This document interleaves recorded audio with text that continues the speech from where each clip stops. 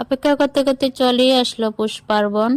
তো বাঙালির 12 মাসে 13 পার্বণ, পৌষ পার্বণ, মকর সংক্রান্তি। তো মকর সংক্রান্তিতে পিঠা খাবো না তাই কখনো হয়? দেখো পিঠার আয়োজন করে নিয়েছি। এই যে পাটিসাপটা পিঠা করবো তার জন্য ক্ষীর করে নিচ্ছি।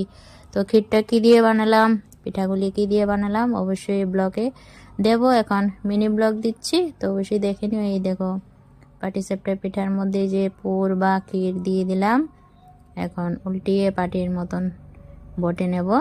এই তো পাটিসাপটা পিঠা হয়ে গেছে। উল্টিয়ে পাল্টিয়ে এভাবে পাটিসাপটা পিঠাগুলি ভেজে নেব। তো অনেকে অনেক রকমভাবে পাটিসাপটা পিঠা করে থাকো, তো আমি কিভাবে করলাম সেটাই শেয়ার করলাম। পৌষ পার্বণ মানে পিঠাপুলির উৎসব।